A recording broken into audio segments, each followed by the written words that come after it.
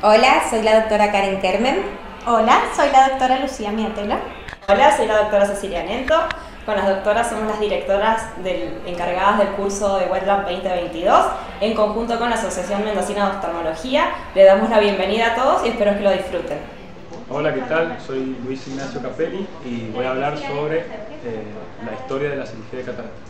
Así que bueno, en principio lo traté de hacer como una línea de tiempo para que vieran a partir de qué época o qué año, más o menos qué se hacía y así ir avanzando. Coaching, que traducido sería más o menos como luxación. ¿Y por qué se utilizó tanto tiempo esa técnica? Fíjense que, bueno, si ustedes se ponen a estudiar, vienen de 2000 años, 4000 años antes de Cristo, desde el año que se le ocurra existe esta técnica. ¿Y qué es el coaching? El coaching es luxar el cristalino, o sea, despejar el eje visual, sacar del lugar el cristalino pacificado, que es la catarata, sobre todo en esta época, hacia el vítreo, ¿no? Entonces, ¿qué se hacía? Básicamente, se presionaba o mecánicamente se ejercía esa luxación a través de presión o golpes, a veces, para tratar de que el cristalino se lesionara la zónula y así de esa forma caer al vitrio. Entonces la gente que estaba ciega de cataratas, despejando el eje visual, por lo menos incrementaba su visión, ¿no? Entonces esa técnica se usó muchos miles de años. Después aparece como la segunda técnica o una variante de esta técnica en los egipcios, que son en el año 800 a.C., que sí empezaron a utilizar instrumentos para operar. Lo demás era manual, antes era manual. Hay algunas historias que siempre había como algún curandero que traían los pacientes ciegos, entonces le movía la cabeza, le pegaba y después veía. ¿Qué hizo? Lo golpeó, le luxó el cristalino, entonces por eso ve. Entonces bueno, eso era muy como que se utilizaba mucho eso, ¿no? Bueno, después vienen los egipcios y empiezan a utilizar instrumentos. ¿Qué se hacía? Lo mismo, se usaba el cristalino, pero se utilizaba primero una aguja normal, que se hacía una incisión a través del esclero, la córnea, y después con otra aguja más roma se empujaba, tratando de liberar el eje visual, quedaba colgando el cristalino en la zona inferior. Entonces, bueno, las personas incrementaban su estado visual, ¿no? No veían bien, pero por lo menos no eran ciegos. Entonces, esa técnica se utilizó mucho, y fíjense hasta dónde saltamos, al año 1700. O sea, casi 2000 años de no evolución en la técnica quirúrgica.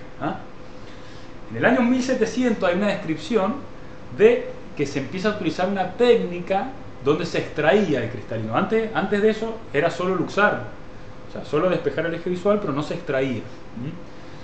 Entonces, a partir de estos documentos se ve que, bueno, en Francia empiezan a estudiar sacarlo el cristalino, ¿no? Entonces, bueno, este doctor, Jacques David, ¿qué hacía? Una incisión de 180 grados inferior, con el mismo bisturí lesionaba la cápsula anterior y extraía, haciendo presión en el ojo, la mayor parte del cristalino, y lo que quedaba, que seguramente hubiera sido algo de corteza, con curetaje. O sea, arrastrándolo manualmente hacia la incisión inferior. Y bueno, y después se pone una venda, se dejaba el paciente internado a saber cuánto tiempo, y después se veía si veía o no. Obviamente que esta técnica, si bien podía mejorar el estado visual del paciente, tenía innumerables complicaciones. Imagínense que siempre debe haber quedado algún resto. Entonces, bueno, siempre hay alguna complicación inflamatoria. Obviamente que la incisión, al ser tan grande, sin haber ninguna técnica de sutura, nada, endoftalmitis y todo lo que se puede uno imaginar, ¿no? Pero esa fue la técnica que primero aparece como extraer el cristalino, ¿no? No funcionó muy bien, no anduvo muy bien. Después empieza a haber otros documentos que empiezan a hablar de la extracción intracapsular. Básicamente, ¿qué es la extracción intracapsular? Es sacar el cristalino, extraerlo, pero sin lesionar ni la cápsula anterior ni la cápsula posterior. O sea, que se lesione el sistema de sostén del cristalino, que es la zónula, y de esa forma sacar. Bueno, la forma era muy similar, se hacía una incisión nada más que inferior-superior, se trataba de lesionar la zónula con un gancho externo al ojo, se chispeaba el ojo básicamente para lesionar la zónula, y después se sacaba a través de haciendo una presión contra presión, digamos, para luxar el cristalino por la incisión. Esa técnica la usó este señor Henry Smith un poco más de 1750 y documentó como aproximadamente 50.000 cirugías de catarata en África. Entonces se transformó en el gold estándar de la cirugía. O sea, se vio que se probaba que estaba bien, que devolvía la visión a los pacientes y que no tenía tantas complicaciones como que las que habían descrito antes. Entonces se universalizó esa técnica, ¿no? Entonces se continuó desarrollando esa técnica. Esa técnica es la que adquieren todos los oftalmólogos a nivel mundial en esa época, la cirugía intracapsular. Y todos los avances que hubieron a partir de esa época fue para mejorar esa técnica, la cirugía intracapsular. Fíjense que continúan los avances, continúan, el año 1700 y algo, 1800 hasta 1960, que es donde está la cúspide de la cirugía intracapsular, donde se desarrolla una técnica que, bueno, fíjense que acá ya aparecen nombres conocidos, Barraquer, y el segundo que aparece, que es más conocido todavía, es Kellman. Kellman desarrolla, junto con otro oftalmólogo, una sonda que se llama criosonda, que lo que hacía es congelaba la cápsula, se pegaba, entonces la extraías. Entonces era la mejor técnica para que no se rompiera el cristalino, porque básicamente el éxito de esta cirugía era sacarlo completo sin que exista ninguna rotura ni en la cápsula anterior ni posterior, porque eso deja restos, y los restos en el ojo hacen estrago, ¿no? Entonces, bueno, con esto les estoy mostrando que en 1960 se seguía haciendo y mucho la cirugía intracapsular. Fíjense el poquito tiempo de evolución que tenemos de cirugía. ¿Qué pasa? Por otra línea de la historia, en el 1950, antes del 60, se descubre, que esto también es un hito muy importante, que adentro del ojo los fragmentos que quedaban en la Segunda Guerra Mundial, en los pilotos de avión, que tenían lesiones oculares con el parabrisas del avión, se vio que no generaba reacción de rechazo o reacción inflamatoria. Eso se ve en 1950. Entonces este oftalmólogo, Ridley, empieza a pensar que si eso no generaba ninguna reacción, podía inventar algún tipo de lente que se utilizara suplantando el cristalino opaco, ¿no? Y eso tiene mucha aceptación, se estudia muy rápido. En 1952, lo descubre en 1950, en 1952 ya en Estados Unidos se prueba un lente en el Hospital Willis. Entonces empieza esa corriente, que empiezan a publicar cada vez más lentes intraoculares. Por otro lado, estaban los cirujanos que hacían la técnica intracapsular. Entonces, habían dos corrientes distintas, porque si había que poner lente, con la cirugía intracapsular no se puede poner lente, pues se saca todo el sistema de sostén. Entonces, ¿qué pasa? Como empieza a haber tanta publicidad del lente intraocular, se empieza a variar la técnica. ¿Y qué se hace? Se pasa de la cirugía intracapsular a la cirugía extracapsular. ¿Por qué? Básicamente porque tenían lente disponible. Con la cirugía intracapsular no se podía poner lente, con la cirugía extracapsular sí, y la recuperación visual obviamente era 100 veces mejor poniendo un lente que no poniéndolo. Entonces todos los cirujanos a nivel mundial empiezan a virar hacia la cirugía extracapsular, ¿no? Entonces, en esta época de 1970, donde ya se había hecho todo el viraje, para adelante, el procedimiento gold estándar de la cirugía es la cirugía extracapsular con colocación del lente intraocular, ¿no? Es el mejor procedimiento que existe desde 1970 y se sigue haciendo en la actualidad. ¿Por qué? Porque es un procedimiento que genera una excelente recuperación visual y el cirujano experimentado anda muy bien. Tal es así que ustedes escuchen alguna campaña en África o en algún país de escasos recursos para operar cataratas en gran número, y en poco tiempo se utilizan variantes de la técnica extracapsular clásica, que es la Mini-Nuc o alguna otra, y da excelentes resultados, sobre todo en cataratas donde el faco, por ahí no estos facos, pero los anteriores, tienen escasa potencia y por ahí pueden generar algún otro compromiso no deseable que no lo genera la técnica extracapsular, ¿no? Y después viene este señor. Fíjense que todo más o menos en la misma época, 1950, 1960, 1970, estamos todos hablando más o menos en el mismo lugar de la línea de tiempo. ¿Qué pasa? Kellman, que lo van a escuchar 10.000 veces, Charles Kellman, En 1960, cuando estaba en el apogeo de la cirugía intracapsular, él empieza a pensar algún método para que la incisión no fuera tan grande. ¿Por qué? Porque los pacientes que se sometían a cirugía eran internados y obviamente estaban 7 a 10 días en internación, por lo que generaba un costo de salud bastante grande y obviamente el resultado visual no era bueno. Se operaba a los pacientes ciegos de catarata y algunos andaban bien y otros, imagínense, con una intracapsular. Bueno, habrán visto bulto después, ¿no? Entonces empieza el desarrollo en 1960. En el 64 empieza el desarrollo del facoemulsificador. Te van a escuchar la historia que él va al dentista, le hace una limpieza con el ultrasonido, entonces dice, ¿y esto cómo hace para moler el sarro que es duro? Entonces, bueno, empieza a trasladar, igual el tipo era un genio, ya había inventado otras cosas, pero empieza ese método físico a plantearlo para sacar la cirugía de catarata. Tarda 4 años, consigue un financiamiento de una fundación, no me acuerdo cuál, pero le financian todo su estudio sobre este método físico que es el ultrasonido para sacar la catarata. Entonces en 4 años él ya fabrica el primer facoemulsificador. En el 66, 6 años después, ya empiezan a probar en animales y en personas ciegas que van a enucleación. Antes de enuclear le decían, mira, vamos a hacer una prueba en tu ojo, y lo empiezan a evolucionar, a mejorar distintos parámetros, hasta que en 1967 ya patenta el primer facoemulsificador, y en 1970 publica en la American Journal of Ophthalmology este trabajo que se llamaba Nuevas técnicas para la cirugía de catarata, facoemulsificación y aspiración, ¿no? Entonces ahí como que patea el tablero, en 1970. ¿Por qué? Porque ya en esa época estaba muy instalada la cirugía extracapsular con la colocación del lente intraocular y andaba muy bien, muy bien. Pero él describe esta técnica, entonces genera en esa época como una disrupción y una disgregación de la comunidad oftalmológica, que algunos bancaban esta técnica nueva porque realmente prometía con incisión pequeña, y otros totalmente del otro lado de la vereda, al contrario, ¿no?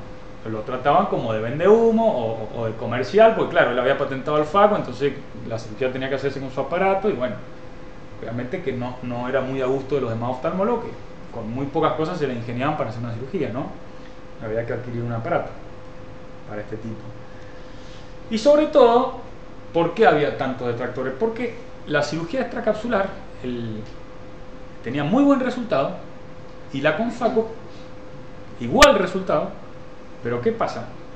El porqué de los que no tenían en cuenta la faco, porque al final, para colocar el lente, había que ampliar la incisión. Lo bueno de la faco era que era una incisión pequeña, pero como tenían lentes que no eran plegables, había que abrir la incisión al último de la cirugía y poner el lente. Entonces, ¿para qué vamos a tener un aparato que me saca la catarata por una incisión pequeña, pero si después la tengo que abrir igual?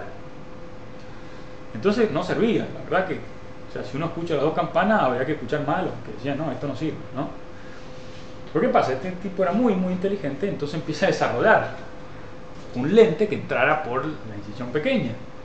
Entonces está años desarrollándolo, hasta que alguien se le adelanta, que se llama Masoko, y presenta el primer lente intraocular plegable. Entonces, ¿qué pasa? De ese tiempo, del 70 y algo al 80 y algo, que ya más o menos ya se empezó a hablar en los congresos, ya se presentaban casos, era muy prometedor, hasta que la FDA lo aprueba el lente intraocular plegable.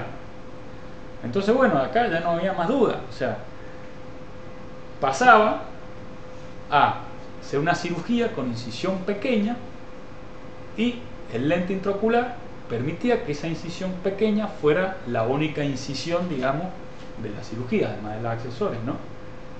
Y permitía una recuperación visual sin tener la necesidad de hacer esa incisión de más o menos 10 milímetros, que lo que generaba era un costo de salud muy grande.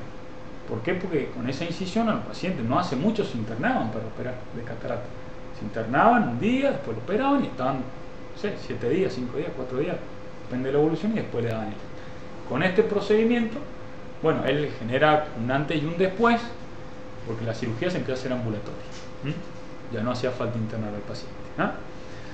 Entonces, bueno, desde 1984 hasta hoy el procedimiento gold estándar es la facomulsificación con colocación de lente intraocular plegable, ¿no?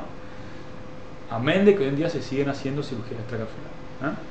Pero bueno, son en situaciones especiales, ¿eh? Y bueno, mucho más de la historia, la verdad que no daba para contar.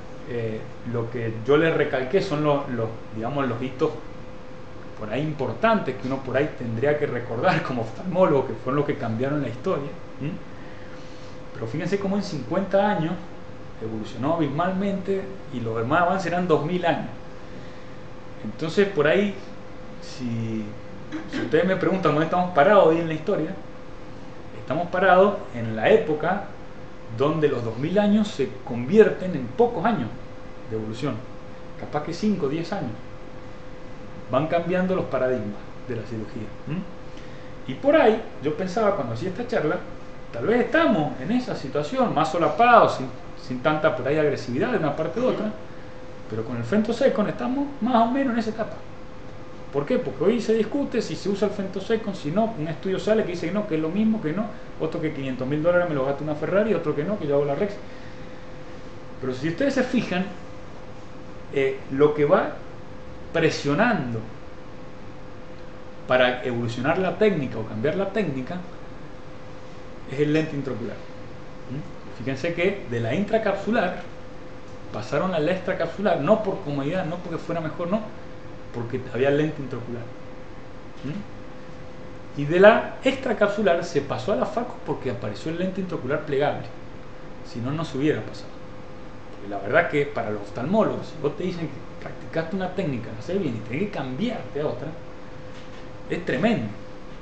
Pero ¿qué pasa? La presión que venía por el lente intraocular, porque obviamente la evolución va haciendo eso, que cada vez sea mejor y ver los resultados. Bueno, se tuvo que virar, ahí quedaron varios oftalmólogos en el camino que no pudieron pasar a la técnica nueva, que es la faco, técnicamente. Y yo creo que estamos, ojalá, no sé si en cuánto tiempo, pero cuando aparezca una tecnología nueva de lentes que te exija mayor precisión o casi perfección en la cirugía, y bueno, ahí ya no va a haber más discusión del femtosecond, me parece. Esa es mi apreciación, ¿no? Así que bueno, espero que les haya servido, la hice lo más corta posible. Porque sé que tienen otras charlas y bueno, nada más esto es informativo para tener una idea, ¿ah? Así que bueno,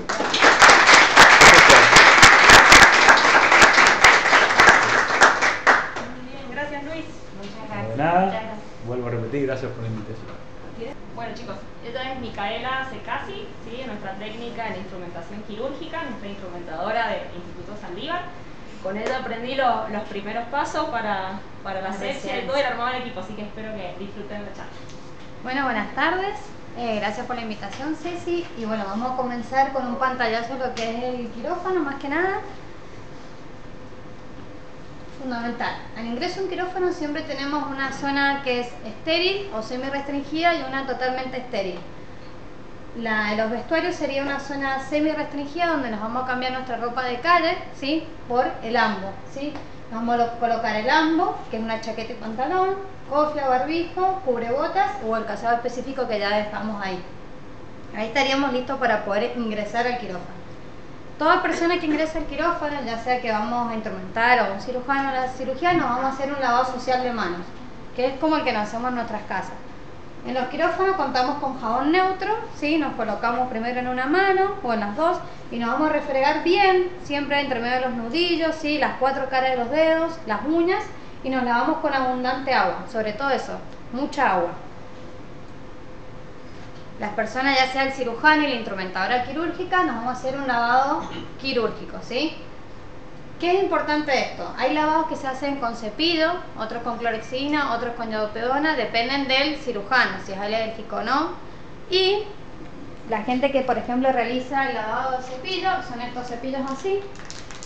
Y si no, contamos con el Avagar, que no hace falta cepillo, ¿sí? Que está compuesto por clorexidina y alcohol. Muchos hoy por hoy hacen eso. Sí. Este es el cepillito, vamos a colocarnos clorexidina, iodopodiona, depende del cirujano, y nos vamos a lavar las manos, ¿sí? Ahí, para acá. Nos vamos a lavar las manos, ¿sí? Siempre hacia abajo, nunca volvemos hacia arriba, ¿sí? Porque toda la flora que tenemos acá se contamina. Volvemos y lo último que nos vamos a lavar van a ser las uñas, ¿sí? Cuando nos enjuagamos, acá está el surtidor, siempre hacia abajo el agua, ¿sí? No volvemos y siempre la postura ahí, arriba de la cintura. Una vez que terminamos el lavado, nos vamos a secar con las toallitas que tenemos y también siempre de arriba hacia abajo, ¿sí? Nunca volvemos. Y si nos equivocamos, volvemos a lavarnos, no pasa nada. Eso es lo que les comentaba, ¿vieron? Siempre la posición hacia arriba. Esta es la vestimenta estéril, ya sea para el cirujano o la instrumentadora, ¿sí? Que nos vamos a colocar el blusón. No sé si querés que te muestre cómo se... ¿Querés que me ayudan? La modelo. Esto viene en un paquete estéril, ¿sí? Que lo abrimos con mucho cuidado. Y yo, siendo la instrumentadora, le voy a colocar este blusón siempre así, ¿sí? Sin tocar el lado de adentro, que es donde ella está limpia. Hacemos así y ella ahí en esa posición se queda, no nos podemos remangar ni nada. Yo no voy a ser la que lo está atando, pues estoy limpia, pero la circulante la va a atar, ¿cierto? Y va a quedar así. Ella con las manos así va a colocarse los guantes. Paso por acá.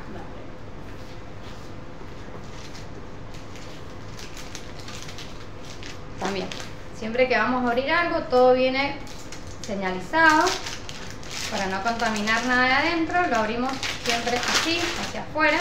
Esto lo podemos apoyar en la mesa quirúrgica que ya tenemos armada y lo colocamos así. Enfrentamos los guantes así. ¿Y querés que me ponga todo para mostrar cómo es? Dale. Colocamos con esta mano así, sacándonos los anillos, ¿no? Porque no, las mujeres sobre todo. Y con esta mano que tenemos estéril, colocamos acá, ¿sí? Y ahí nos colocamos el guante. Ahí sí ya nos podemos acomodar porque ya estamos estéril, ¿sí? Nos quedaría así. Si nosotros somos la circulante o el instrumento que le vamos a poner a ella, lo hacemos, esto viene dobladito así. De acá, del borde, abrimos así.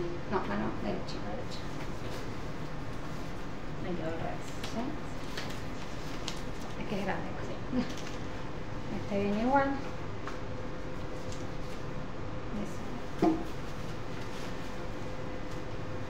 Y ahí sí, si vos son te grandes, igual sí, son las grandes, dos. te lo puedes acomodar porque ya está casi limpia la zona. De ahí estamos directamente listos para poder preparar la mesa. Bueno, con cofia, botitas y todo. Te lo puedes sacar.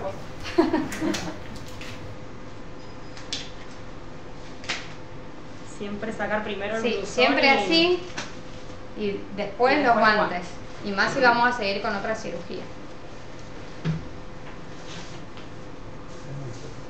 Bueno, esta es una caja instrumental de Faco, no se aprecia muy bien, pero acá tenemos algunos instrumentos, enseguida los pueden ver. Tenemos un porta, ¿sí? La tijera huesco, que es la que utilizamos para hacer el campo. Después tenemos una 012, que es para tomar conjuntiva. Una Kellman, ahí está, apareció Kellman. O la McPherson, que sirve mucho para plegar el lente o para los puntitos, enterrar los puntos. La Utrata, que es parecida a la Kellman, viene curva recta, pero en la punta tiene como un ganchito que es la que sirve para hacer la capsulorhexis. Después tenemos las IA, ¿sí? Que es de aspiración e irrigación. Y después tenemos estos instrumentos que se utilizan como segunda mano, que tenemos la oliva, ¿sí? El chopper, el kugler, la espátula, y ahí tenemos una tijerita más delicada. No llega a ser una habana, pero es más delicada. El bléfaro, el tips y el slip, que ahí lo vamos a mostrar en el equipo, cómo se arma. Ahí se aprecian un poquito mejor las puntas, la Utrata, Kellman y 012. Ahí están las segunda mano, ¿sí? Acá también tenemos las monomanuales, pueden usar las IA, ¿sí? Que son aspiración y irrigación, o monomanuales, eso depende del cirujano. Acá tenemos la pieza de mano, ¿sí? El capuchón, el turbo para ajustar el tips que va a ir y los slip. Tenemos slip lilas y slip naranjas, estos son de 2.8 la incisión y los naranjas de 2.2. También depende de la incisión que vaya a hacer el cirujano con los cuchilletes que prefiera. La caja extracapsular, acá tenemos diferentes tipos de anzas, ¿sí? Que son huecas acá en el medio, ¿sí? Acá también tenemos para que puedan ver, y sirven para la catarata extracapsular. Se hacen las incisiones y se mete como en forma de cuchara y se trata de sacar la catarata completa. Acá también tenemos unas tijeritas y esta es para irrigación. Esta anza es igual que estas, pero acá tiene un orificio donde puede ir irrigando el cirujano. Esta es una mesa instrumental.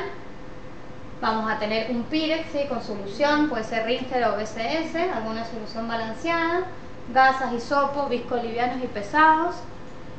Tenemos la pieza de mano, los cuchilletes y bueno, y el instrumental.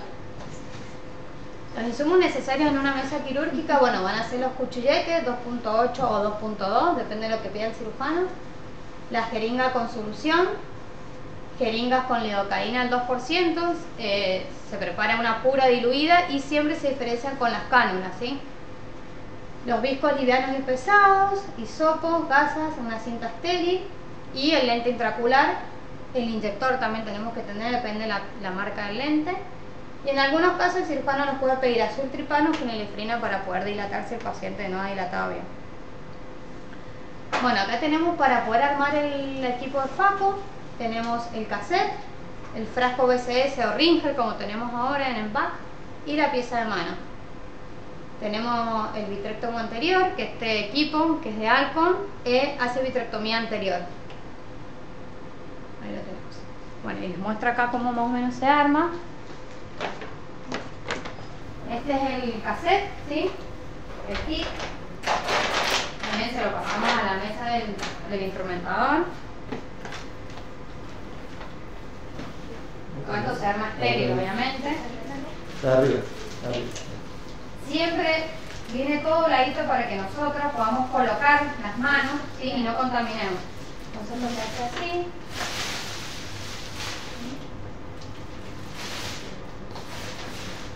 Las puntitas se colocan acá. Y acá tenemos, vieron que acá tenemos lip naranjas. El cassette con las túbulas.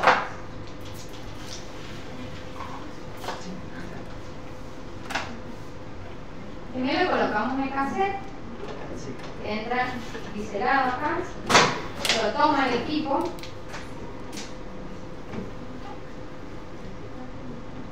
Esto se lo pasamos a la que está circulando. Siempre para poder empezar a hacer el frame, estas dos tubuladuras, que son irrigación y aspiración, tienen que estar unidas.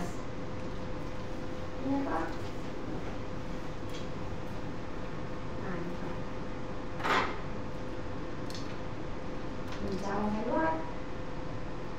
Parece que va a ser chiquitito.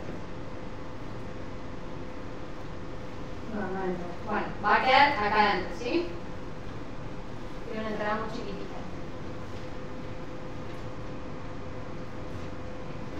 Bueno, elegimos de acuerdo al cirujano que está, por ejemplo, que hay uno que dice residencia. Le dice que para hacer el frame deben estar unidas. Yo lo voy a apretar, pero bueno, me va a saltar que no está conectado el agua. Pero empieza a hacer el testeo, sube la botella y empieza a hacer la prueba del equipo.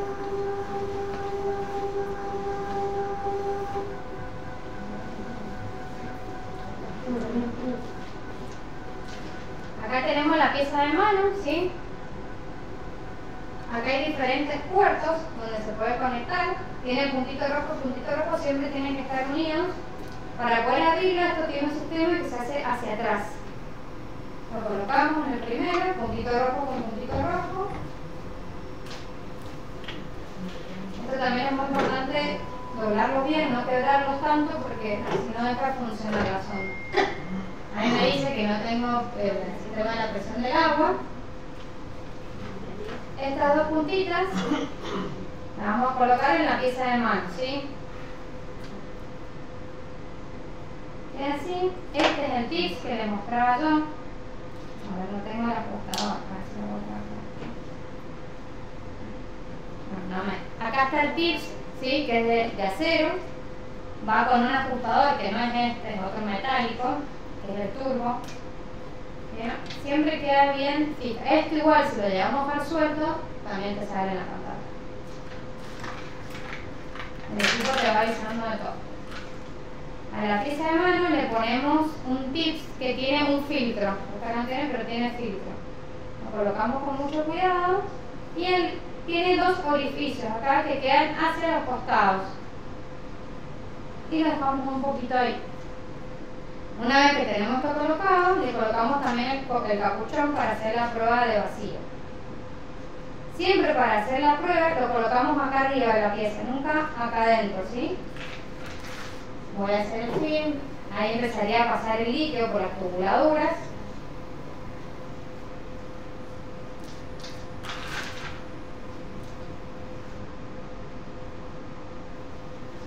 Haciendo la prueba de la pieza de mano.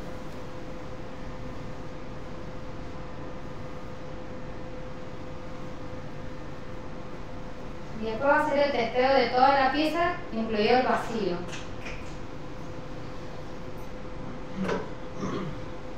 No me pasa el testeo porque no hice la prueba con el agua. Pero después te hace el testeo directamente, van a ver que este capuchón se llena de líquido y en el vacío se colapsa. Y te da el ok y te pasa directamente a esta pantalla, que es la pantalla de cirugía. Acá dice irrigación, podemos subir o bajar la botella, ¿sí? Más o menos, vamos a ir en 85. El poder del faco, ¿sí? Acá está en 0,0 porque porque es residencia, entonces está. Acá tenemos el vacío que podemos subir o bajar. Después tenemos el full, que es para hacer el túnel, ¿sí? Cuadrante, cuando empieza el cirujano a comer la catarata, ¿sí? Después cuando le queda el epinúcleo y cuando pasamos a córtex es donde cambiamos esta pieza de mano por una pieza, las monos manuales que yo les había comentado. Este es uno de los modelos.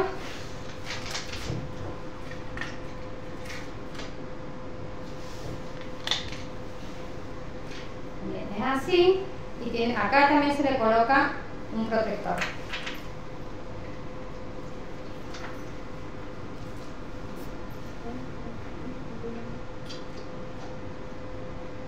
Esta sería, puede ser la mono manual o usamos irrigación y aspiración, las que vienen separadas. Hacemos el corte y cuando el doctor quiera pasar a la aspiración del disco y hay muchos equipos que a veces no te sale el disco acá, tenés que ir a Polis y ahí te da la opción de disco. Y también tenemos para hacer coagulación, ¿sí? Que es un cablecito que va conectado con dos puertos y una pincita, ¿sí? Después tenemos para hacer vitrectomía anterior, que acá tenemos el vitrectomo.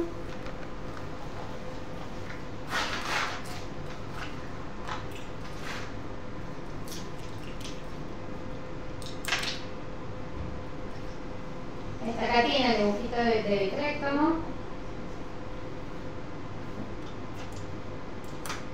Ahí hace un clic, se queda perfecto. Y siempre hay que hacer un testeo con el pin y siempre la punta se conecta en el agua, se apoya en el agua. Este cablecito que queda azul, esta toma, se conecta a la irrigación que tenemos azul. Algunos cirujanos le conectan esta puntita también, ¿sí? Hacen la prueba adentro del Pirex y con este y empieza a hacer ese el ruidito del vitrectomo. Una vez que hace el testeo, le sale un cartelito que está ok y ya lo podemos utilizar. Eso sería el FACO. Yo creo que ya es lo último. Esa es la pantalla, como les mostré ahí. Y ese es el final de la presentación.